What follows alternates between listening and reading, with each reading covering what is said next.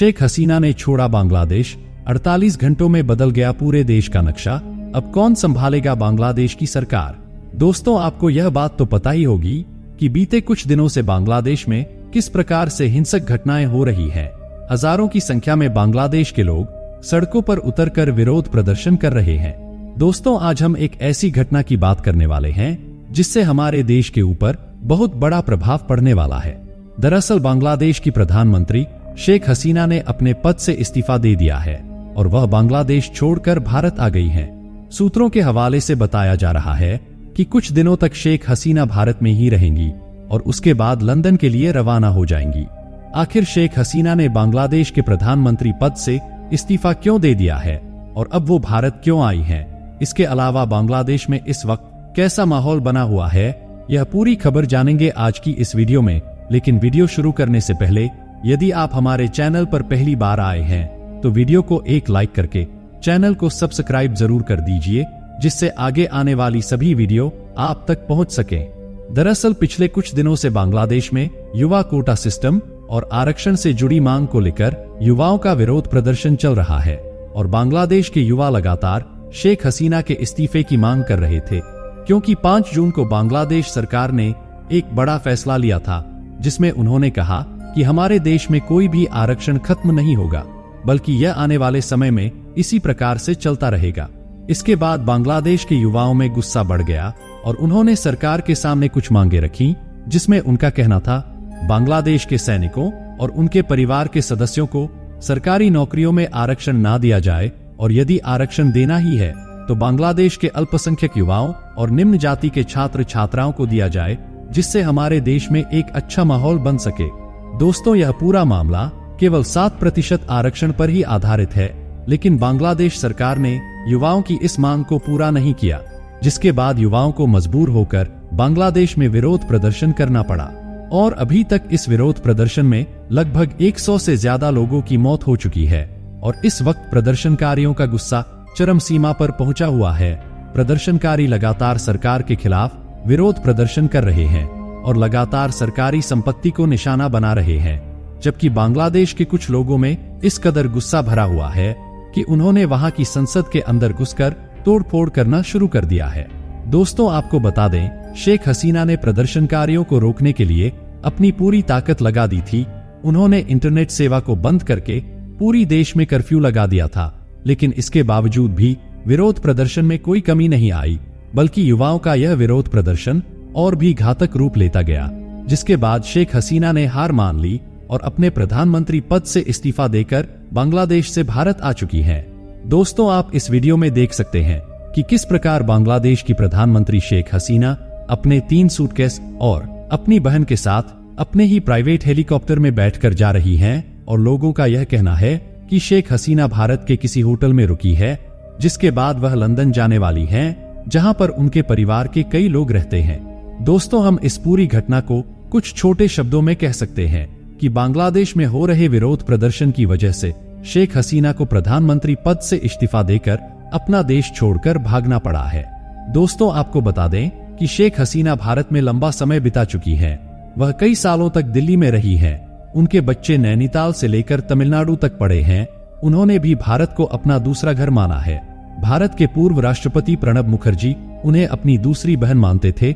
1975 से 1981 के बीच जब वह अपने निर्वासन काल में दिल्ली में रहीं, तो इंदिरा गांधी के घर के दरवाजे हमेशा उनके लिए खुले थे। लेकिन अब भारत रणनीतिक तौर पर शेख हसीना के मामले में सावधानी से कदम बढ़ा रहा है, क्योंकि भारत नहीं चाहता कि उसका कोई भी कदम बांग्लादेश के साथ संबंधों में तनाव पैदा करे। हालांकि भारत शेख हसीना को तब तक सुरक्षित जरूर रखना चाहता है जब तक उन्हें किसी दूसरे देश में राजनीतिक तौर पर शरण नहीं मिल जाती, लेकिन यह ज्यादा समय तक नहीं चल पाएगा, क्योंकि वह जितना ज्यादा समय तक भारत में रहेंगी, बांग्लादेश में भारत के खिलाफ नाराजगी उतनी ही ज्यादा बढ़ सकती है और फिर वहां रहने वाले भारतीय नागरिकों और हिंदू लोगों के लिए मुश्किल खड़ी हो सकती है।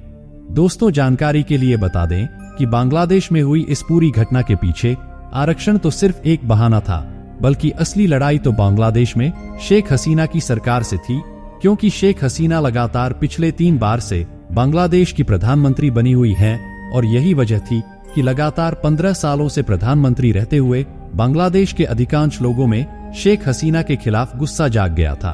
दरअसल बांग्लादेश में एक ऐसा प्रावधान बनाया गया है जिसके तहत चुनाव से कुछ महीने पहले वर्तमान सरकार भी अपने पद को छोड़ देती है और ऐसे समय में एक अंतरिम सरकार का गठन किया जाता है, जिसके बाद उस देश की सारी गतिविधियां वहां की अंतरिम सरकार ही संभालती है। लेकिन पिछली बार हुए आम चुनाव में ऐसा नहीं हुआ और शेख हसीना ने अपने पद को नहीं छोड़ा, जिस वजह से अंतरिम सरकार का गठन भी नहीं हो पाया और इसके बाद शेख हसीना बिना किसी विरोधी के चुनाव लड़ी और बांग्लादेश की प्रधानमंत्री बन गई थीं। दोस्तों, यही वजह है कि अपोजिशन पार्टियां भी शेख हसीना के खिलाफ होने लगीं और जब यह खबर बांग्लादेश में प्रकाशित हुई तो लोगों ने इसका जमकर विरोध भी किया। लेकिन दोस्तों, अब सवाल यह आता है कि शेख हसीना के इस्तीफा देने के बाद बांग्लादेश की सरकार को कौन संभालेगा। दोस्तों, इसका जवाब देते हुए बांग्लादेश के सेना प्रमुख ने कहा है कि अब बहुत ही जल्द बांग्लादेश में अंतरिम सरकार का गठन किया जाएगा और इसके कुछ समय बाद ही आम चुनाव भी कराए जाएंगे, तब जाकर बांग्लादेश में एक नई सरकार बनेगी। लेकिन दोस्तों, अगर बांग्लादेश में हालात और बिगड़ते हैं तो भारत को अपनी सीमाओं की सुरक्षा के लिए भारी मात्रा में सैनिकों को तैनात करना पड़ेगा। दोस्तों, इसके अलावा एक और बड़ी खबर आपको बता दें, जिस व्यक्ति ने बांग्लादेश को आजाद करवाया, जिस व्यक्ति ने बांग्लादेश को एक संपन्न देश का दर्जा दिलवाया, आज उसी व्यक्ति की प्रतिमा को बांग्लादेश के लोग तोड़ते हुए नजर आ रहे हैं। जी हां दोस्तों, हम बात कर रहे हैं शेख हसीना के पिता मुजीबुर रहमान की, जिन्होंने सन 1971 में बांग्लादेश को आजाद करवाने के लिए एक अहम भूमिका निभाई थी और आज आप सभी देख सकते हैं कि बांग्लादेश के लोग किस प्रकार से एक महान व्यक्ति की प्रतिमा को तोड़ रहे हैं। दोस्तों, बांग्लादेश के लोगों के लिए इससे बड़ा दुर्भाग्य क्या हो सकता है? एक छोटा सा कमेंट करके जरूर बताइए। इसके अलावा अगर भारत के पड़ोसी देशों की बात करें तो कहीं भी अच्छा माहौल देखने को नहीं मिल रहा है, क्योंकि पाकिस्तान, नेपाल, बांग्लादेश और श्रीलंका जैसे देशों में वहां के हालात बिल्कुल भी अच्छे नहीं चल रहे हैं, जिस वजह से भारत को बहुत ज्यादा सावधानियां बरतनी पड़ रही हैं, जो कि बहुत ही ज्यादा जरूरी भी है। चलिए दोस्तों, आगे बढ़ते हैं। बांग्लादेश में चल रही हिंसा के बाद भारत और बांग्लादेश के बीच व्यापारिक संबंधों पर क्या असर पड़ने वाला है? दरअसल मौजूदा वक्त में भारत और बांग्लादेश के बीच व्यापारिक संबंध बहुत ही बेहतर थे, लेकिन अगर बांग्लादेश के हालात आगे चलकर और भी खराब होते हैं तो इससे भारत और बांग्लादेश के बीच अनेक व्यापारिक संबंध बुरी तरह प्रभावित होंगे, जिससे दोनों देशों की अर्थव्यवस्थाओं पर नकारात्मक असर पड़ेगा। इसके अलावा शेख हसीना के दौर में भारत और बांग्लादेश के बीच राजनीतिक रिश्ते काफी अच्छे समझे जाते थे, लेकिन वर्तमान समय में बांग्लादेश के हालातों की वजह से भारत और बांग्लादेश के राजनीतिक रिश्तों पर काफी बुरा असर पड़ने वाला है, खास करके ऐसे पूर्वी राज्यों में जहां बांग्लादेशी शरणार्थियों की समस्या पहले से ही एक संवेदनशील मुद्दा बना हुआ है।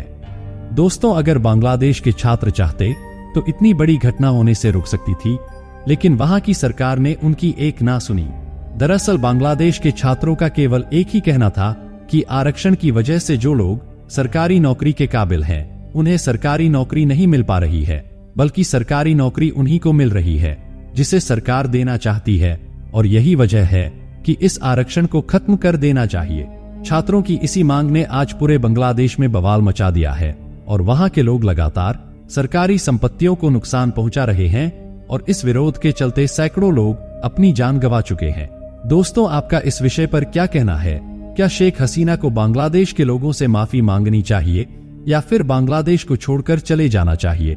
अपनी राय कमेंट करके जरूर बताएं। दोस्तों, आज की वीडियो में बस इतना ही। मिलेंगे अगली वीडियो में किसी नए टॉपिक के साथ। तब तक के लिए जय हिंद, जय भारत।